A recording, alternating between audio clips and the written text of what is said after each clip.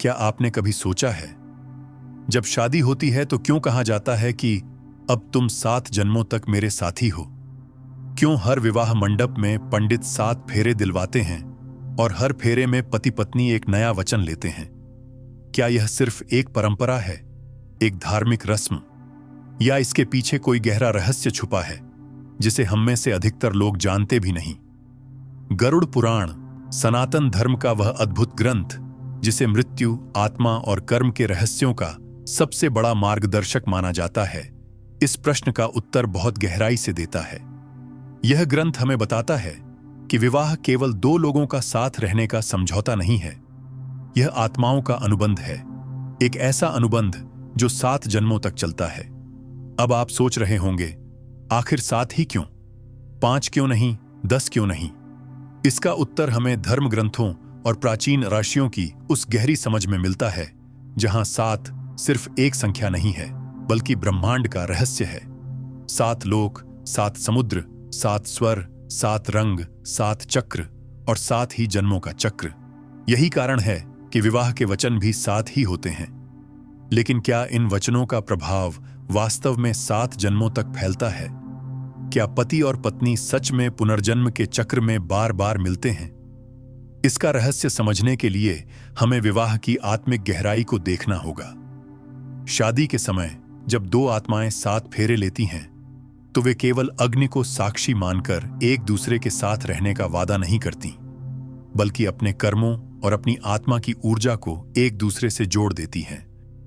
यह जुड़ाव इतना गहरा होता है कि मृत्यु भी इसे पूरी तरह से तोड़ नहीं पाती। पति और पत्नी के कर्म आपस में गूंथ जाते हैं। पति का पुण्य पत्नी तक पहुंचता है और पत्नी का पुण्य पति तक। यही नहीं, अगर उनमें से कोई पाप करता है तो उसका बोझ भी दूसरे तक पहुंचता है। यही कारण है कि शास्त्रों में पत्नी को अर्धांगिनी कहा गया है। अर्धांगिनी का अर्थ केवल इतना नहीं है कि वह पति का आधा हिस्सा है, बल्कि यह कि पति का जीवन, उसकी प्राण शक्ति, उसके कर्म, सब कुछ पत्नी के जीवन से गहराई से जुड़ा हुआ है। जब पत्नी व्रत करती है तो उसका फल पति तक पहुंचता है। जब पत्नी प्रार्थना करती है तो उसकी ऊर्जा पति के चारों ओर सुरक्षा कवच बनाती है, और जब पत्नी कोई गलती करती है तो उसका असर पति के जीवन पर भी पड़ता है। अब आप सोचिए, जब यह जुड़ाव एक जन्म में इतना गहरा है, तो क्या यह संभव नहीं कि यह बंधन अगले जन्म तक भी जारी रहे? यही कारण है कि धर्म ग्रंथ कहते हैं, पति और पत्नी 7 जन्मों तक साथ रहते हैं। यह कोई कवितामय वाक्य नहीं है, बल्कि आत्माओं का वास्तविक अनुबंध है। गरुड़ पुराण के अनुसार जब आत्मा मृत्यु के बाद अगले लोक की यात्रा करती है, तो उसके कर्मों के साथ साथ उसका वैवाहिक बंधन भी उसका पीछा करता है। अगर पत्नी ने पुण्य किए हों तो वह पुण्य पति की आत्मा को मृत्यु के बाद भी सहारा देता है। अगर पत्नी ने अपने पति के लिए सच्चे मन से भक्ति की हो तो वह भक्ति अगले जन्म में भी पति तक पहुंचती है। यही कारण है कि कई बार हम देखते हैं कि 2 लोग बार बार जीवन में मिलते हैं, मानो कोई अदृश्य धागा उन्हें जोड़ रहा हो। अब इसे एक सरल उदाहरण से समझते हैं। सोचिए, अगर 2 पेड़ों की जड़ें आपस में उलझ गई हों तो क्या होगा? अगर आप एक पेड़ को काट दें तो दूसरे पर भी असर पड़ेगा। अगर एक को पानी देंगे तो दूसरे की जड़ें भी उस पानी से लाभ उठाएंगी। विवाह का बंधन भी ऐसा ही है। पति और पत्नी की आत्माएं एक दूसरे की जड़ों से बंध जाती हैं, और यही जुड़ाव अगले जन्मों तक फैलता है। शादी के 7 फेरे भी इस रहस्य को दर्शाते हैं। हर फेरा सिर्फ एक रस्म नहीं, बल्कि आत्मा के लिए एक वचन है। पहला फेरा धर्म का पालन, दूसरा फेरा घर और परिवार की जिम्मेदारी, तीसरा फेरा धन और समृद्धि की रक्षा, चौथा फेरा प्रेम और सम्मान, पांचवां फेरा संतान और वंश की वृद्धि, छठा फेरा स्वास्थ्य और दीर्घायु, सातवां फेरा मित्रता और आत्मिक साथ। ये 7 वचन आत्मा पर अंकित हो जाते हैं, और जब आत्मा पुनर्जन्म लेती है तो ये संस्कार उसके साथ रहते हैं। यही कारण है कि विवाह को 7 जन्मों का बंधन कहा गया है। लेकिन यहां एक और गहरा पहलू है। यह बंधन सिर्फ आनंद और प्रेम से नहीं बना रहता। यह बंधन पति और पत्नी के कर्मों से मजबूत या कमजोर होता है। अगर पति पत्नी दोनों पुण्य करते हैं तो उनका बंधन अगले जन्म में भी सुखद रहता है। लेकिन अगर उनका जीवन पाप, कलह और कटुता से भरा हो तो वही बंधन अगले जन्म में कष्ट और दुख के रूप में सामने आता है। यानी 7 जन्मों का यह बंधन एक वरदान भी हो सकता है और एक अभिशाप भी। अब सवाल उठता है, अगर विवाह इतना गहरा आत्मिक अनुबंध है तो इसका असर पति पत्नी की मृत्यु और पुनर्जन्म पर कैसे पड़ता है? यही वह बिंदु है जहां से हमारी यात्रा अगले रहस्य की ओर बढ़ती है, कर्म संयोग का रहस्य। आपने सुना होगा कि जब विवाह होता है तो पति और पत्नी केवल एक घर साझा नहीं करते, बल्कि उनका भाग्य भी आपस में गूंथ जाता है। यह केवल समाज की बात नहीं है, बल्कि आत्माओं का शाश्वत नियम है। गरुड़ पुराण कहता है कि विवाह के बाद पति पत्नी के कर्म अलग अलग नहीं रहते। जैसे 2 नदियां मिलकर एक धारा बन जाती हैं, वैसे ही उनका पुण्य और पाप आपस में साझा हो जाता है। पति अगर पुण्य करता है तो उसका लाभ पत्नी तक पहुंचता है, और अगर पत्नी भक्ति करती है तो उसका आशीर्वाद पति की उम्र और भाग्य को प्रभावित करता है। लेकिन अगर उनमें से कोई एक पाप करता है तो उसका बोझ दूसरे को भी उठाना पड़ता है। यही कारण है कि विवाह को केवल सामाजिक बंधन नहीं, बल्कि आत्माओं का अनुबंध कहा गया है। अब सोचिए, क्यों हर धर्म ग्रंथ में विवाह को इतना महत्वपूर्ण माना गया है? क्योंकि विवाह के बाद आत्मा का लेखा जोखा सिर्फ एक व्यक्ति का नहीं रहता, पति और पत्नी दोनों का मिलकर बनता है। यही कर्म संयोग है। पति और पत्नी के कर्म जड़ों की तरह आपस में जुड़े होते हैं। अब यहां एक और गहरी बात आती है। यह जुड़ाव सिर्फ इस जन्म तक सीमित नहीं है। जब आत्मा पुनर्जन्म लेती है तो उसके पिछले जन्मों के बंधन भी उसके साथ चलते हैं। इसलिए कई बार हमें लगता है कि कोई व्यक्ति हमें पहली बार मिलने पर भी कितना परिचित लगता है, मानो हम उसे पहले से जानते हों। यह वही आत्मिक बंधन है जो पिछले जन्मों से हमारे साथ आता है। गरुड़ पुराण के अनुसार पति और पत्नी का यह बंधन 7 जन्मों तक चलता है। इसका मतलब यह नहीं कि हर बार वही पत्नी और वही पति मिलेंगे, बल्कि इसका अर्थ है कि आत्माएं बार बार एक दूसरे से जुड़ती हैं, चाहे रिश्ते का रूप अलग क्यों ना हो। कभी पति पत्नी, कभी भाई बहन, कभी मित्र, लेकिन आत्माओं का अनुबंध बना रहता है। अब यहां एक सवाल उठता है, अगर आत्माएं पहले से ही अनुबंध कर लेती हैं तो क्या विवाह पूर्व निर्धारित है? क्या हम जिसे जीवन साथी चुनते हैं वह पहले से हमारी आत्मा की योजना में लिखा हुआ होता है? शास्त्र कहते हैं हां, आत्मा जब जन्म लेती है तो वह अपने कर्मों के अनुसार जीवन के कई पहलुओं का चुनाव पहले ही कर चुकी होती है। कहां जन्म लेना है, किन लोगों से मिलना है और किस आत्मा के साथ विवाह करना है। यही कारण है कि कई बार हमें लगता है कि कोई रिश्ता नियति से बना है। इसे समझने के लिए एक और सुंदर उपमा है। विवाह एक दीपक की तरह है। पति का जीवन उस दीपक में तेल है, पत्नी के कर्म उस दीपक की बत्ती हैं, और दोनों का साझा वातावरण उसकी लौ है। अगर तेल और बत्ती संतुलित हों तो लौ लंबे समय तक स्थिर और उज्जवल रहती है। लेकिन अगर तेल कम हो जाए या बत्ती गीली हो तो लौ टिमटिमाने लगती है। यानी पति की उम्र और भाग्य केवल उसके अपने कर्मों से ही नहीं, बल्कि पत्नी के कर्मों से भी तय होते हैं। इस सत्य को हमारे पूर्वजों ने बहुत पहले ही समझ लिया था। इसलिए विवाह को केवल सामाजिक संस्था नहीं, बल्कि साधना कहा गया है। साधना का अर्थ है निरंतर अभ्यास, अनुशासन और समर्पण। जब पति और पत्नी एक दूसरे के प्रति समर्पित होते हैं तो उनका बंधन अगले जन्मों तक मजबूत बना रहता है। लेकिन जब उनका रिश्ता कलह, कटुता और अपमान से भर जाता है तो वही बंधन अगले जन्मों में बोझ बनकर सामने आता है।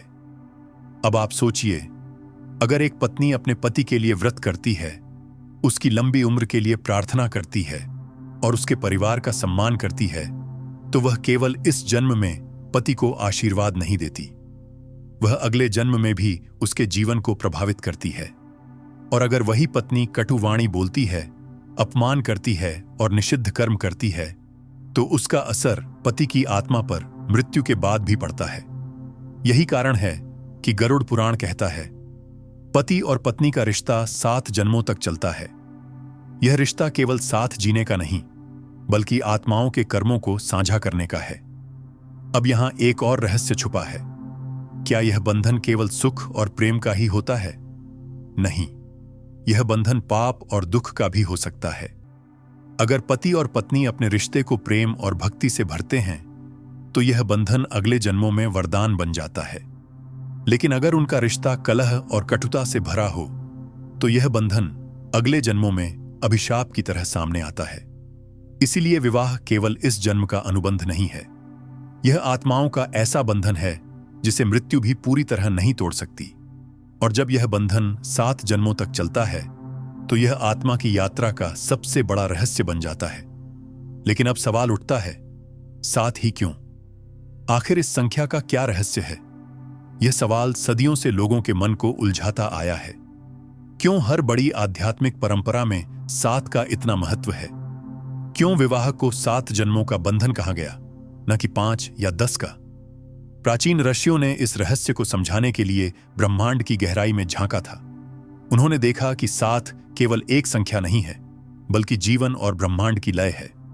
7 लोक, 7 समुद्र, 7 रंग, 7 स्वर, 7 पर्वत, 7 अर्शी और 7 ही चक्र।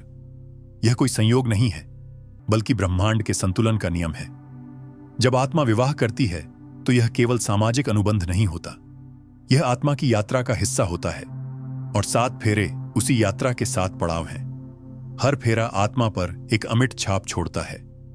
पहला फेरा धर्म का वचन है। इसमें पति और पत्नी मिलकर यह प्रतिज्ञा करते हैं कि वे जीवन भर धर्म का पालन करेंगे। धर्म केवल पूजा पाठ नहीं, बल्कि जीवन जीने का संतुलन है। जब पति और पत्नी धर्म पर चलते हैं तो उनका बंधन आत्मा की गहराई तक पहुंचता है। दूसरा फेरा परिवार और अन्न का वचन है। पति पत्नी मिलकर जीवन की जिम्मेदारी उठाते हैं, अन्न कमाएंगे, बांटेंगे और अपने परिवार को पोषित करेंगे। यह वचन आत्मा में सेवा और सहयोग का संस्कार छोड़ देता है। तीसरा फेरा धन और समृद्धि की रक्षा का है। यहां आत्माएं प्रतिज्ञा करती हैं कि वे मिलकर जीवन में सुख और समृद्धि बनाएंगे। यह केवल भौतिक संपत्ति नहीं, बल्कि आत्मिक संपन्नता भी है। चौथा फेरा प्रेम और सम्मान का है। यहां पति पत्नी एक दूसरे को हृदय से स्वीकार करते हैं। यह वचन आत्मा को वह शक्ति देता है जो अगले जन्मों तक रिश्ते को जीवित रखती है। पांचवां फेरा संतान और वंश की वृद्धि का है। यह केवल बच्चों के जन्म तक सीमित नहीं है। इसका अर्थ है कि आत्माएं अपनी ऊर्जा और संस्कार आने वाली पीढ़ियों तक पहुंचाएंगी।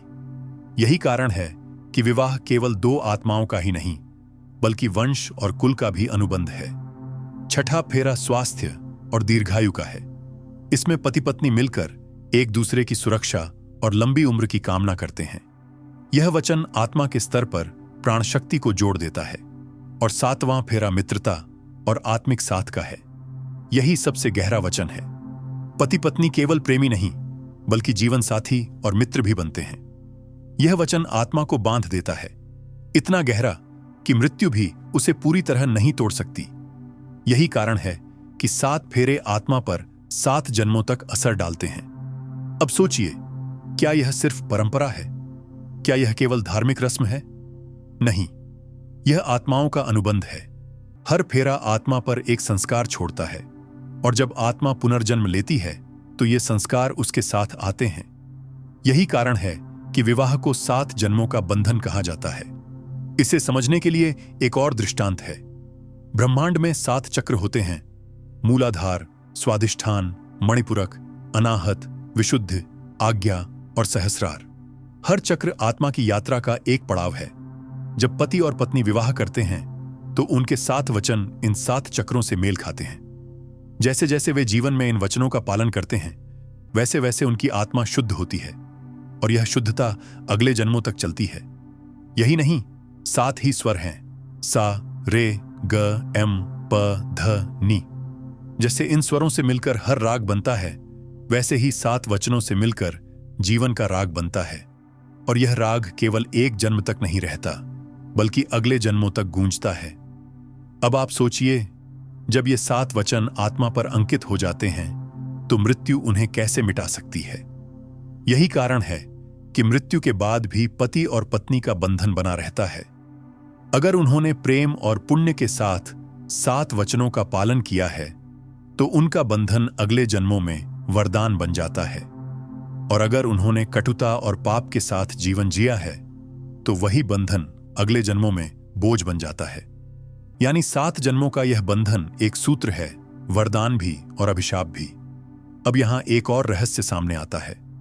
गरुड़ पुराण कहता है कि आत्मा का पुनर्जन्म तब तक चलता है जब तक वह मोक्ष नहीं पाती। 7 जन्मों का बंधन इसी चक्र का हिस्सा है। आत्मा 7 जन्मों तक बार बार अपने रिश्ते को जीती है, सीखती है और अंततः मोक्ष की ओर बढ़ती है। तो क्या 7 जन्म पूरे होने के बाद पति पत्नी का बंधन खत्म हो जाता है या फिर यह मोक्ष तक चलता है? यह सवाल जितना सरल दिखता है उसका उत्तर उतना ही गहरा है। गरुड़ पुराण कहता है कि विवाह केवल एक जन्म का अनुबंध नहीं है, यह आत्माओं का समझौता है जिसे 7 जन्मों तक निभाने की प्रतिज्ञा ली जाती है। लेकिन इसका अर्थ यह नहीं कि 7वें जन्म के बाद आत्माएं अलग हो जाएंगी। असल में यह 7 जन्म आत्मा की परीक्षा है। अगर आत्माएं इन जन्मों में अपने बंधन को धर्म, प्रेम और भक्ति से पवित्र रख पाती हैं तो वे मोक्ष की ओर बढ़ जाती हैं। लेकिन अगर उनका रिश्ता पाप और कटुता से भरा होता है तो यह बंधन और भी जन्मों तक खींच सकता है। यानी 7 जन्म एक प्रतीक हैं आत्मा के विकास और परिपक्वता का। अब सोचिए, जब एक पति और पत्नी 7 फेरे लेकर वचन देते हैं तो वे केवल इस जीवन का वादा नहीं करते, वे यह भी कहते हैं कि अगर अगले जन्म में फिर मिलने का अवसर मिला तो वे वही वचन निभाएंगे। यह आत्माओं का ऐसा अनुबंध है जिसे मृत्यु भी पूरी तरह नहीं तोड़ सकती। गरुड़ पुराण में लिखा है कि पत्नी के कर्म पति की आत्मा का पीछा मृत्यु के बाद भी करते हैं। अगर पत्नी पुण्य करती है तो पति की आत्मा मृत्यु के बाद शांति पाती है।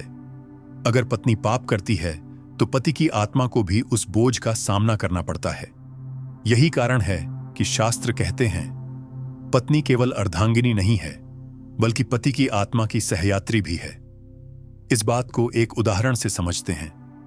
मान लीजिए कि किसी पत्नी ने जीवन भर भक्ति और सेवा की। उसने अपने पति के लिए व्रत रखे, उसकी लंबी उम्र के लिए प्रार्थना की और परिवार की सेवा की। जब उसका पति मृत्यु को प्राप्त हुआ तो उसकी आत्मा अकेली नहीं थी। पत्नी के पुण्य ने उसकी आत्मा को सहारा दिया। वह पुण्य उसके लिए पंख बन गया जिसने उसे अगले लोक तक सुरक्षित पहुंचाया।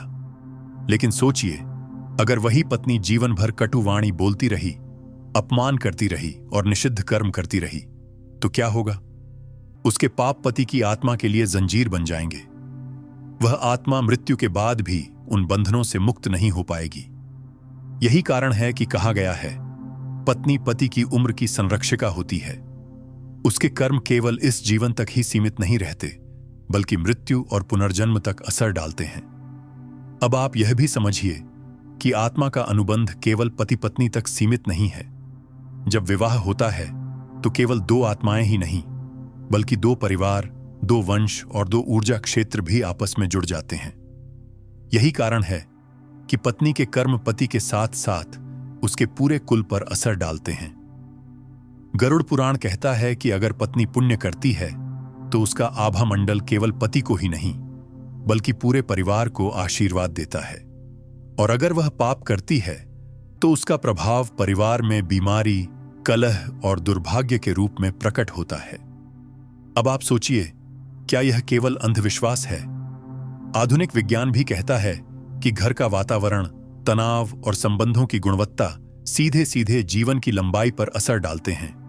अगर पत्नी हमेशा कलह करती है, अपमानजनक वाणी बोलती है तो पति का मन तनाव से भर जाता है। यह तनाव धीरे धीरे उसके शरीर को बीमार कर देता है। वहीं अगर पत्नी प्रेम और सहयोग देती है तो पति का मानसिक स्वास्थ्य मजबूत रहता है। यही मानसिक स्वास्थ्य उसकी उम्र बढ़ाता है। यानी गरुड़ पुराण और आधुनिक विज्ञान दोनों एक ही बात को अलग अलग भाषा में कहते हैं। अब प्रश्न यह है कि यह बंधन आत्मा को कहां तक ले जाता है? 7 जन्मों का यह अनुबंध केवल प्रेम और जिम्मेदारी का ही नहीं बल्कि आत्मा के विकास का भी हिस्सा है।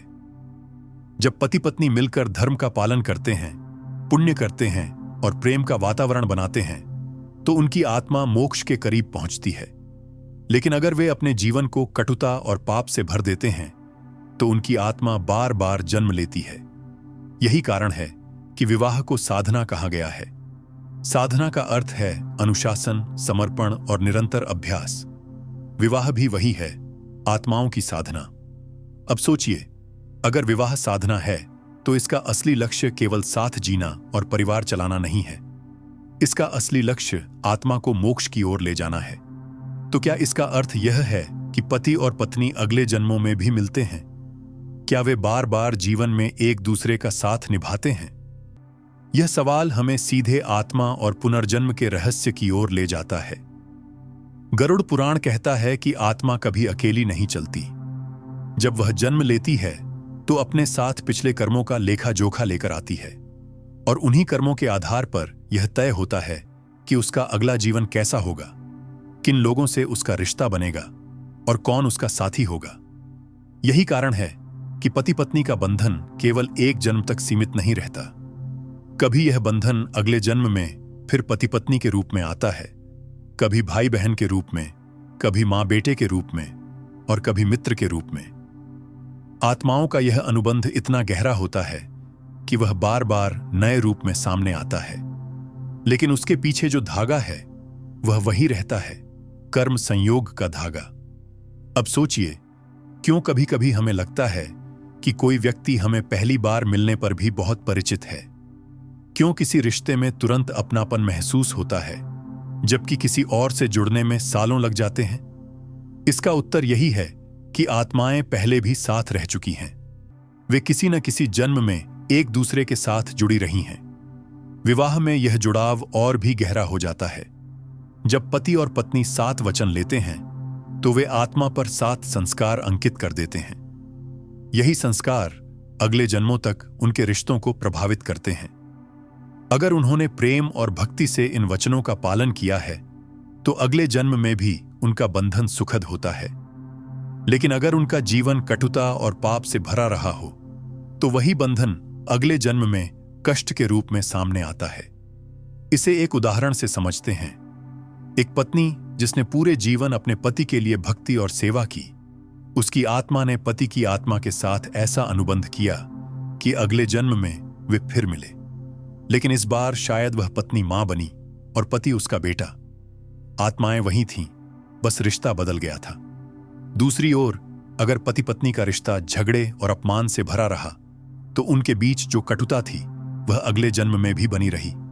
इस बार शायद वे भाई बहन बने और उनका रिश्ता फिर तनाव से भरा रहा। यही आत्माओं का अनुबंध है। रूप बदल सकता है लेकिन धागा वही रहता है। अब आप सोचिए, क्या यह केवल परंपरा है? आधुनिक मनोविज्ञान भी कहता है कि कुछ रिश्ते ऐसे होते हैं जो हमारी जिंदगी पर गहरा असर डालते हैं। ये रिश्ते हमारी सोच, हमारी भावनाओं और यहां तक कि हमारे स्वास्थ्य को भी प्रभावित करते हैं। और जब यह प्रभाव इतना गहरा है तो आत्मा के स्तर पर यह और भी मजबूत होगा। गरुड़ पुराण हमें बताता है कि आत्मा 7 जन्मों तक बार बार वही बंधन जीती है ताकि वह सीख सके, अपने कर्मों को सुधार सके और अंततः मोक्ष की ओर बढ़ सके। इसका मतलब यह है कि अगर पति पत्नी अपने रिश्ते को प्रेम, सम्मान और धर्म से भरते हैं तो उनकी आत्मा धीरे धीरे मुक्त होती है। लेकिन अगर वे कलह और पाप से अपने रिश्ते को दूषित करते हैं तो उन्हें बार बार जन्म लेना पड़ता है। यानी 7 जन्मों का बंधन केवल साथ जीने का वादा नहीं है, बल्कि आत्मा की परीक्षा है। यह परीक्षा यह देखती है कि आत्माएं अपने रिश्ते को वरदान बनाती हैं या अभिशाप। अब सोचिए, अगर कोई पत्नी अपने पति के लिए व्रत रखती है, भक्ति करती है और उसके परिवार का सम्मान करती है, तो उसका पुण्य केवल इस जन्म में ही नहीं बल्कि अगले जन्मों में भी पति तक पहुंचता है। यही कारण है कि कहा गया है, पत्नी का पुण्य पति की आत्मा को अगले जन्म में भी सहारा देता है। लेकिन अगर वही पत्नी कटु वाणी बोलती है, अपमान करती है और पाप करती है, तो उसका प्रभाव पति की आत्मा को अगले जन्म में भी झेलना पड़ता है। यही कारण है कि विवाह को 7 जन्मों का बंधन कहा गया है, क्योंकि यह आत्मा की यात्रा का हिस्सा है। अब यहां एक और गहरा पहलू सामने आता है। क्या पति और पत्नी हर जन्म में एक दूसरे को पहचानते हैं? क्या आत्माएं अपने पुराने अनुबंध को याद रखती हैं? शास्त्र कहते हैं कि आत्मा सब याद रखती है, लेकिन शरीर याद नहीं रखता। शरीर बदल जाता है, स्मृतियां मिट जाती हैं, लेकिन आत्मा का धागा बना रहता है। यही कारण है कि कई बार हमें बिना कारण किसी से गहरा लगाव होता है या किसी से अजीब सी दूरी महसूस होती है। यह सब पिछले जन्मों के अनुबंध की झलक है। यानी विवाह का बंधन केवल इस जन्म तक नहीं, बल्कि अगले जन्मों तक चलता है। यह आत्माओं का अनुबंध है जो बार बार नए रूप में सामने आता है। तो क्या पति और पत्नी हमेशा साथ रहेंगे, या फिर कोई बिंदु ऐसा आता है जहां आत्माएं अपने बंधनों से मुक्त हो जाती हैं? यही प्रश्न हमें मोक्ष की ओर ले जाता है, आत्मा की अंतिम मंजिल, जहां कोई जन्म मृत्यु नहीं, कोई बंधन नहीं। गरुड़ पुराण कहता है कि विवाह का असली उद्देश्य केवल घर बसाना नहीं है। विवाह आत्माओं के लिए साधना है। साधना का अर्थ है अनुशासन, तप और आत्मा की शुद्धि। जब पति पत्नी मिलकर धर्म का पालन करते हैं, पुण्य करते हैं और अपने रिश्ते को प्रेम व सम्मान से भरते हैं, तो उनकी आत्मा धीरे धीरे पवित्र होती है। यही पवित्रता उन्हें मोक्ष की ओर ले जाती है। लेकिन अगर उनका रिश्ता पाप, कलह और कटुता से भरा हो, तो आत्माएं बार बार जन्म लेती हैं। उन्हें 7 जन्मों के बाद भी मुक्ति नहीं मिलती। वे बार बार उसी बंधन में बंधती हैं, जब तक कि वे अपनी गलतियों को सुधार न लें और अपने रिश्ते को पवित्र न कर लें। यानी 7 जन्म केवल एक प्रतीक है। अगर आत्माएं 7 जन्मों तक अपने रिश्ते को साधना बना लें, तो वे मुक्त हो सकती हैं। लेकिन अगर वे ऐसा नहीं कर पाती, तो यह बंधन और भी जन्मों तक खींचता है। अब सोचिए, जब पति और पत्नी मिलकर व्रत करते हैं, पूजा करते हैं, एक दूसरे का सम्मान करते हैं और परिवार की सेवा करते हैं, तो वे केवल अपने घर को सुखी नहीं बना रहे, वे अपनी आत्माओं को शुद्ध कर रहे हैं। और यही शुद्धता उन्हें मोक्ष की ओर ले जाती है। इसीलिए शास्त्रों में कहा गया है, विवाह केवल एक सामाजिक रीति नहीं, बल्कि आत्माओं की साधना है। इसे एक और दृष्टांत से समझते हैं। विवाह एक मंदिर की तरह है। पति और पत्नी उसमें 2 मूर्तियां नहीं, बल्कि 2 पुजारी होते हैं। अगर वे प्रेम और धर्म से उस मंदिर को संवारते हैं, तो वहां शांति और समृद्धि बनी रहती है। लेकिन अगर वे उस मंदिर को कलह और अपमान से भर देते हैं, तो वह मंदिर धीरे धीरे खंडहर बन जाता है। आत्मा का मंदिर भी वैसा ही है। गरुड़ पुराण कहता है कि पत्नी के पुण्य पति की आत्मा को मृत्यु के बाद भी सहारा देते हैं। अगर पत्नी ने अपने जीवन को भक्ति और सेवा से भरा है, तो उसका आभा मंडल पति की आत्मा को मृत्यु के बाद भी सुरक्षित रखता है। और अगर पत्नी ने पाप किए हैं, तो उसकी नकारात्मक ऊर्जा पति की आत्मा को भी बांध देती है। इसीलिए कहा गया है, पत्नी केवल अर्धांगिनी नहीं, बल्कि पति की आत्मा की संरक्षिका भी है। अब आप यह भी समझिए कि आत्मा का बंधन केवल पति पत्नी तक सीमित नहीं है। जब वे 7 फेरे लेते हैं, तो वे केवल एक दूसरे से ही नहीं, बल्कि ईश्वर से भी वचन लेते हैं। यही वचन आत्मा को मोक्ष की ओर बढ़ने का मार्ग दिखाते हैं। हर फेरा केवल एक रस्म नहीं, बल्कि आत्मा के लिए एक सीढ़ी है। धर्म आत्मा को स्थिर करता है, अन्न आत्मा को सेवा सिखाता है, समृद्धि आत्मा को संतुलन सिखाती है, प्रेम आत्मा को पवित्र करता है, वंश आत्मा को निरंतरता देता है, स्वास्थ्य आत्मा को शक्ति देता है, मित्रता आत्मा को पूर्णता देती है। जब आत्माएं इन 7 सीढ़ियों पर चढ़ जाती है, तो वे मोक्ष की ओर पहुंच जाती हैं। लेकिन अगर पति पत्नी इन वचनों को निभाने में असफल होते हैं, तो आत्मा बार बार जन्म लेती है।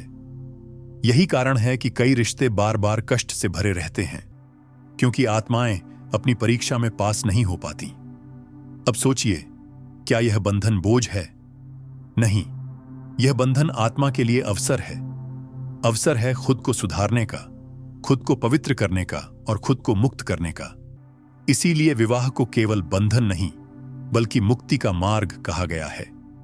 अब सवाल यह है कि आत्मा कैसे पहचानती है कि उसका बंधन अब मुक्त होने वाला है।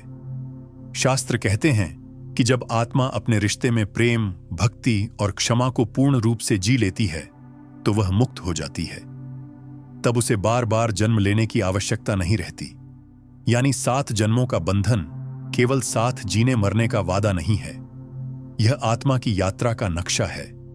यह आत्मा को दिखाता है कि वह कैसे अपने कर्मों को सुधार सकती है और मोक्ष की ओर बढ़ सकती है। लेकिन अब एक और प्रश्न उठता है, अगर यह बंधन आत्मा को मोक्ष की ओर ले जाने के लिए है, तो क्यों कभी कभी यह बंधन इतना कष्टदायक हो जाता है? क्यों कुछ रिश्ते आत्मा के लिए वरदान बनते हैं और कुछ अभिशाप? यही सवाल विवाह के गहरे रहस्य को खोलता है। गरुड़ पुराण कहता है कि विवाह आत्मा के लिए एक दोधारी तलवार की तरह है। अगर पति और पत्नी धर्म, प्रेम और भक्ति से अपने रिश्ते को जीते हैं, तो यह बंधन 7 जन्मों तक आशीर्वाद बनकर उनके साथ चलता है। लेकिन अगर उनका रिश्ता अपमान, कटुता और पाप से भरा हो, तो वही बंधन 7 जन्मों तक अभिशाप की तरह पीछा करता है। यानी विवाह केवल सुख का साधन नहीं, बल्कि आत्मा की परीक्षा है। और यह परीक्षा केवल पति और पत्नी तक सीमित नहीं रहती। इसका असर उनके परिवार और वंश पर भी पड़ता है। अब सोचिए, जब एक पत्नी अपने पति के लिए व्रत करती है, परिवार का सम्मान करती है और घर में शांति बनाए रखती है, तो उसका पुण्य केवल पति तक ही नहीं पहुंचता। उसका आभा मंडल पूरे घर को घेर लेता है। उसका प्रभाव बच्चों पर, वंश पर और आने वाली पीढ़ियों पर भी पड़ता है। यही कारण है कि शास्त्रों में पत्नी को गृह लक्ष्मी कहा गया है।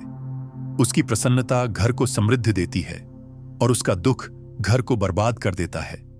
लेकिन यह प्रभाव केवल धन संपत्ति तक सीमित नहीं है, यह आत्मा तक पहुंचता है। अगर पत्नी पुण्य करती है, तो वह पति के कर्मों को हल्का कर देती है, और अगर पत्नी पाप करती है, तो उसका बोझ पति की आत्मा को भी झेलना पड़ता है। अब आप यह भी सोचिए, अगर पत्नी हमेशा कटु वाणी बोलती है, झगड़े करती है और अपमान करती है, तो यह केवल पति की उम्र पर असर नहीं डालता, यह बच्चों के मन पर भी गहरा असर छोड़ता है। वे बच्चे तनाव और भय में बड़े होते हैं। यही संस्कार उनके अगले जीवन तक चलते हैं। यानी विवाह का बंधन केवल पति और पत्नी की आत्माओं तक सीमित नहीं है, यह पूरे वंश की आत्माओं को प्रभावित करता है। इसे एक उदाहरण से समझते हैं। मान लीजिए, एक परिवार में पत्नी ने अपना जीवन पुण्य, भक्ति और सेवा में लगाया। उसका आभा मंडल इतना पवित्र हो गया कि उसने केवल पति की आत्मा को ही नहीं, बल्कि आने वाली पीढ़ियों को भी आशीर्वाद दिया। उसके बच्चे और उनके बच्चे भी उस पुण्य का लाभ पाए। यही कारण है कि शास्त्र कहते हैं, एक स्त्री का पुण्य 7 पीढ़ियों को ऊंचा उठा सकता है। दूसरी ओर, अगर पत्नी ने अपना जीवन पाप, कटुता और अपमान में बिताया, तो उसकी नकारात्मक ऊर्जा केवल पति तक ही नहीं रुकी, उसने आने वाली पीढ़ियों पर भी बोझ डाल दिया। यही कारण है कि कई परिवार पीढ़ियों तक दुर्भाग्य और कलह से जूझते रहते हैं। अब आप सोचिए, क्या यह केवल अंधविश्वास है? आधुनिक विज्ञान भी कहता है कि परिवार का वातावरण बच्चों के मानसिक और शारीरिक स्वास्थ्य पर गहरा असर डालता है। अगर घर में शांति और प्रेम हो, तो बच्चे आत्मविश्वासी और स्वस्थ बनते हैं।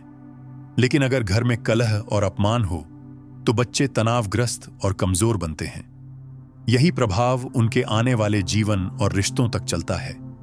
यानी गरुड़ पुराण की बात और विज्ञान की बात दोनों एक ही दिशा में इशारा करते हैं। अब सवाल उठता है, क्या विवाह का बंधन केवल इस जीवन और अगले 7 जन्मों तक ही असर डालता है, या फिर इसका प्रभाव और भी गहरा है? शास्त्र कहते हैं कि यह बंधन इतना गहरा है कि यह आत्मा की यात्रा को मृत्यु के बाद भी प्रभावित करता है। गरुड़ पुराण कहता है कि अगर पत्नी पुण्य करती है, तो पति की आत्मा मृत्यु के बाद भी शांति पाती है, और अगर पत्नी पाप करती है, तो पति की आत्मा को भी मृत्यु के बाद कष्ट भोगना पड़ता है। यही कारण है कि विवाह को केवल सामाजिक संस्था नहीं, बल्कि आत्माओं का अनुबंध कहा गया है। अब सोचिए, क्या यह बंधन आत्मा के लिए बोझ है? नहीं, यह आत्मा के लिए अवसर है। अवसर है खुद को शुद्ध करने का, खुद को सुधारने का और खुद को मोक्ष की ओर ले जाने का। यानी विवाह का बंधन अगर धर्म और प्रेम से भरा हो, तो यह आत्मा को 7 जन्मों तक वरदान देता है। लेकिन अगर यह कलह और पाप से भरा हो, तो यही बंधन आत्मा को 7 जन्मों तक अभिशाप देता है। अब प्रश्न यह है कि आत्मा इस बंधन को वरदान कैसे बना सकती है, और क्या वास्तव में पति पत्नी के रिश्ते मृत्यु के बाद भी जारी रहते हैं?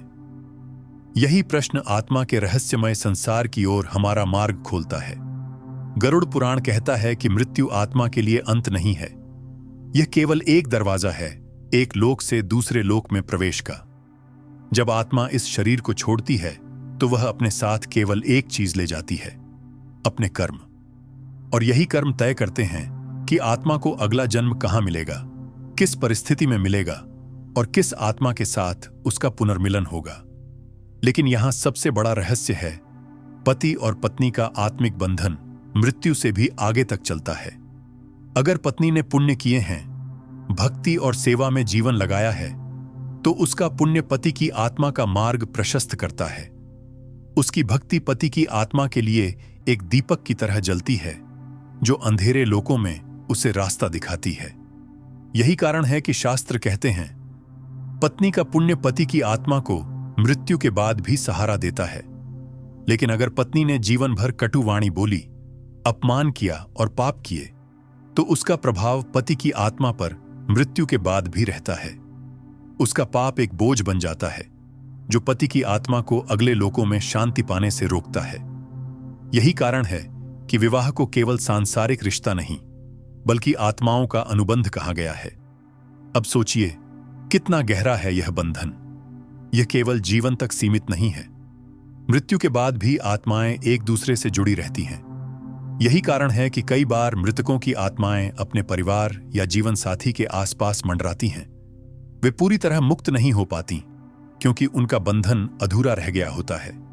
इसे एक उदाहरण से समझते हैं। मान लीजिए, एक पत्नी ने अपने पति के लिए पूरी निष्ठा से व्रत रखे।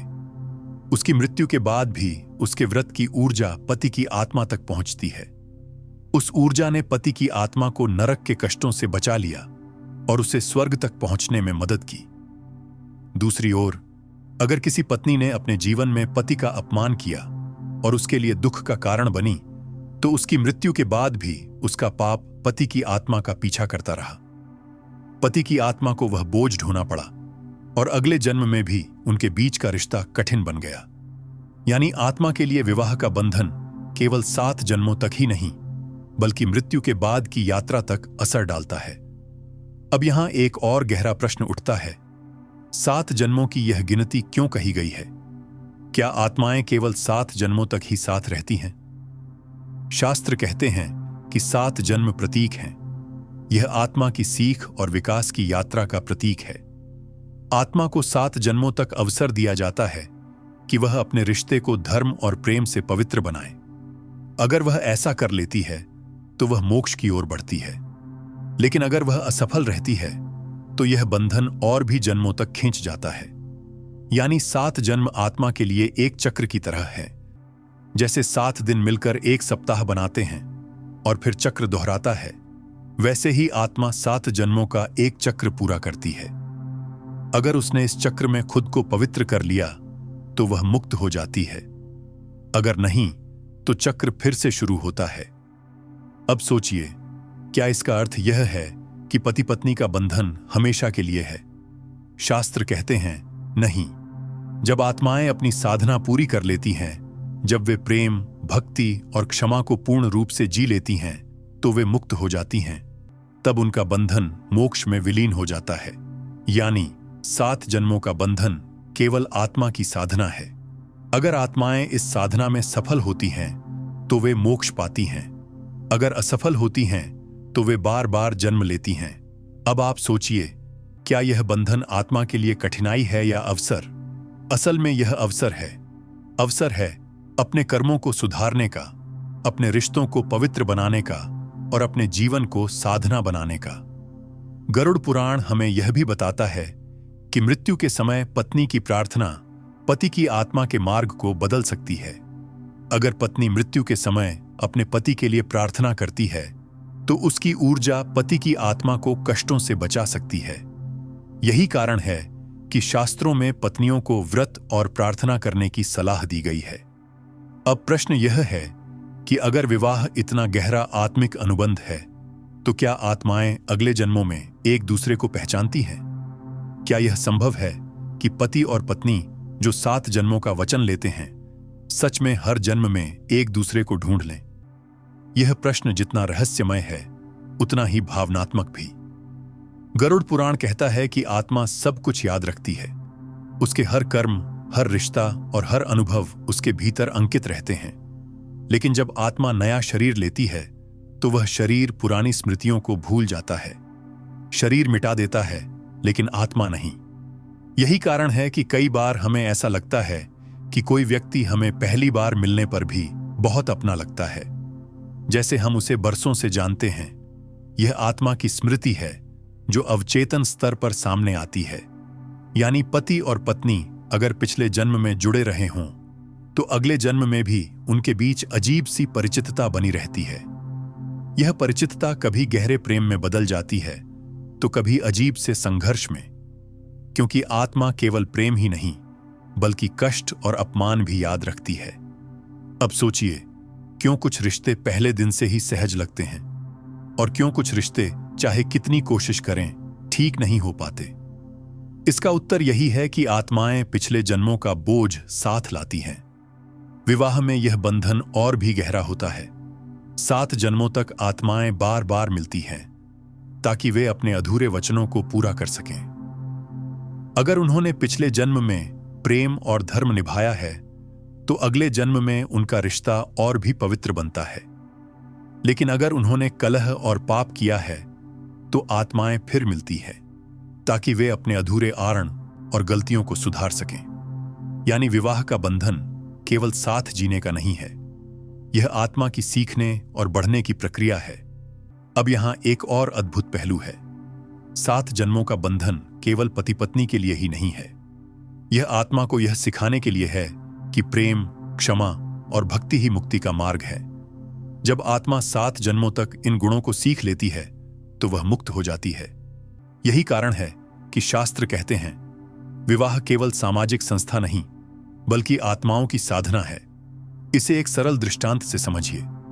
आत्मा एक विद्यार्थी की तरह है और विवाह उसकी परीक्षा। अगर वह 7 बार परीक्षा पास कर लेती है, प्रेम, धर्म, क्षमा, भक्ति, सेवा, सहयोग और त्याग के विषयों में, तो वह स्नातक हो जाती है। स्नातक का अर्थ है मोक्ष। लेकिन अगर वह असफल होती है तो उसे फिर से परीक्षा देनी पड़ती है। यही 7 जन्मों का रहस्य है। अब आप सोचिए, अगर आत्माएं पिछले जन्मों को याद नहीं रखती तो वे सीखती कैसे हैं? इसका उत्तर है अवचेतन मन। अवचेतन मन वह पुल है जो आत्मा की स्मृति और शरीर की स्मृति को जोड़ता है।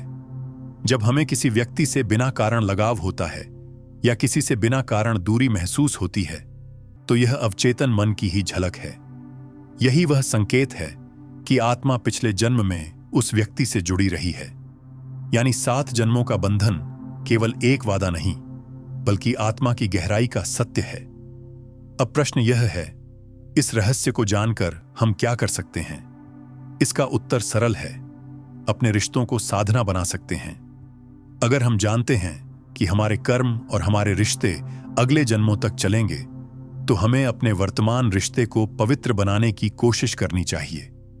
अगर पत्नी भक्ति और पुण्य करती है तो वह केवल इस जन्म में पति का सहारा नहीं बनती बल्कि अगले जन्मों में भी उसकी आत्मा का पंख बनती है।